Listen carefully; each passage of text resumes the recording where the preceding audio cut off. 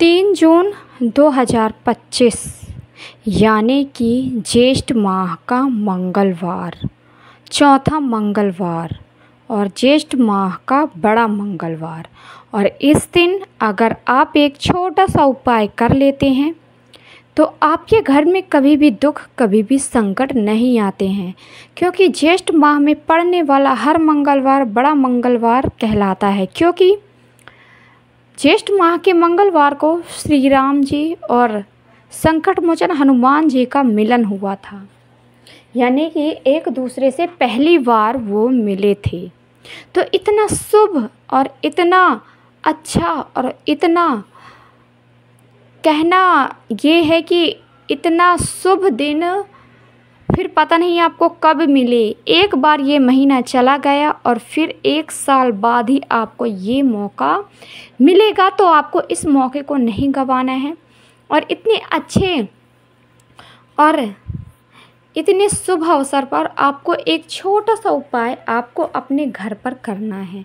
इस उपाय को करने के लिए ना तो आपको कहीं जाना होगा और ना तो आपको कुछ चीज़ों की ज़रूरत पड़ेगी ज़्यादा, ना ही आपको कुछ पैसे खर्च करने की ज़रूरत पड़ेगी। सबसे पहले तो आपको बता दें कि जो संकट मोचन हनुमान जी हैं ये कितने ताकतवर हैं। आप तो जानते ही हैं, अमर हैं संकट मोचन हनुमान। हनुमान जी को अमर होने का वरदान मिला है और कलयुग के एकमात्र जो देवता हैं जो अमर हैं वो है संकट मोचन हनुमान जी। और संकट मोचन हनुमान जी पवन पुत्र हनुमान है ना, जानकी नंदन, जानकी दुलारे, जनक दुलारे है ना। तो आपको इनसे जुड़ा हुआ एक छोटा सा उपाय करना है। अगर आपने हनुमान जी को खुश कर लिया, इन्हें प्रसन्न कर लिया, तो आपके घर में कभी भी दुख, कभी भी संकट नहीं आते हैं, क्योंकि ये स्वयं आपके घर की, आपकी रक्षा करते हैं, आपके परिवार की रक्षा करते हैं। तो ये प्रसन्न कैसे होंगे? आपको क्या ऐसा करना है कि संकट मोचन हनुमान जी आपसे प्रसन्न हो जाएं? तो आपको एक बहुत ही छोटा सा उपाय करना है। सबसे पहले तो आपको बता दें कि शाम के समय आपको ये उपाय करना होगा। इस उपाय को करने के लिए समय बहुत ही अच्छा जो रहने वाला है वो है 6, साढ़े 6 बजे के बाद 7 बजे तक, ज़्यादा से ज़्यादा 7:30 तक, यानी कि जो मुहूर्त होता है, क्या कहते हैं उसे, जो प्रदोष काल होता है, सूर्यास्त के बाद वाला जो प्रदोष काल होता है, इस समय में अगर आपने एक छोटा सा उपाय कर लिया तो माता लक्ष्मी की कृपा आपको मिलेगी। आपके घर में धन, अपार धन आएगा और संकट मोचन हनुमान जी का आशीर्वाद मिलेगा, क्योंकि मंगलवार का दिन है और ज्येष्ठ माह में पड़ने वाला हर मंगलवार बड़ा मंगलवार कहलाता है। तो आपको क्या करना है, इस उपाय के लिए आपको एक छोटा सा दीपक लेना है। यहाँ पर आप आटे का भी दीपक बना सकते हो। आटे का नहीं बना पा रहे हो तो मिट्टी का कोई पुराना दिया भी है वो भी चलेगा, या फिर आपके पास कोई धातु का भी दिया है वो भी चल जाएगा, ठीक है। और साथ में आपको यहाँ पर डालना होगा 4 बातियाँ। चौमुखी दीपक आपको बनाना है, ताकि आपके घर में चारों दिशाओं से आगमन हो धन का और चारों दिशाओं का आशीर्वाद आपको मिले, चारों दिशाओं से खुशियाँ आएँ आपके घर में। तो 4 बातियाँ आपको डालनी है। और यहाँ पर मंगलवार है और मंगलवार का जो दिन होता है संकट मोचन हनुमान जी के लिए समर्पित होता है। तो यहाँ पर आपको सरसों का तेल डालना है। क्या डालना है? सरसों का तेल, है ना। सरसों का तेल आपके पास ना हो तो अगर आपके पास घी अवेलेबल हो तो घी डाल दीजिए, क्योंकि घी तो बहुत ही ज़्यादा उत्तम है और ये उपाय आपकी मनोकामना के लिए है।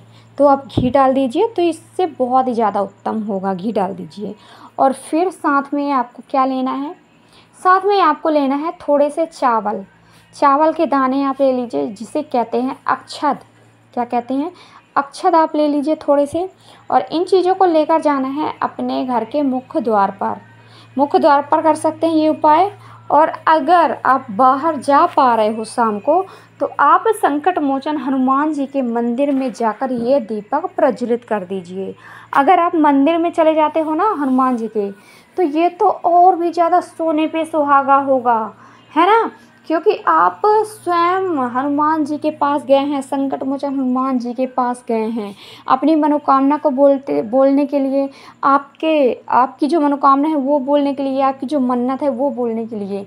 तो आप अपने घर के मुख्य द्वार पर कर सकते हो। अगर आप घर के मुख्य द्वार पर कर रहे हो तब ये उपाय करना कैसे है, आपने ले लिया जो आपने दीपक तैयार किया वो, और थोड़े से ले लिए अक्षत यानी कि चावल, और फिर आप गए अपने घर के मुख्य द्वार पर। और दीपक रखने की दिशा कौन सी होगी? दिशा होगी आपकी सीधे हाथ की तरफ, यानी कि जब आप अपने घर के मुख्य द्वार से घर में प्रवेश करते हो तो उस समय का जो आपका सीधा हाथ है वहाँ पर आपको दीपक रखना है। दीपक रखने के पहले थोड़े से अक्षत यानी चावल रख दीजिए और फिर दीपक को रख दीजिए और फिर दीपक को प्रज्वलित करना है संकट मोचन हनुमान जी का आवाहन करके, माता लक्ष्मी का आवाहन करके, है ना। ओम हन हनुमते नमः, ओम हन हनुमते नमः का मंत्र आपको जाप लगातार करते जाना है, उनका आवाहन करते जाना है और दीपक को प्रज्वलित कर देना है और जय श्री राम बोलना है। क्योंकि हनुमान जी को श्री राम का नाम बहुत ही ज़्यादा प्रिय है और अगर आप सच्चे दिल से, सच्चे हृदय से श्री राम का स्मरण कर लेते हैं, उनका आवाहन कर लेते हैं, तो हनुमान जी बहुत ही जल्दी आपसे प्रसन्न होते हैं, क्योंकि वो राम नाम के दीवाने हैं।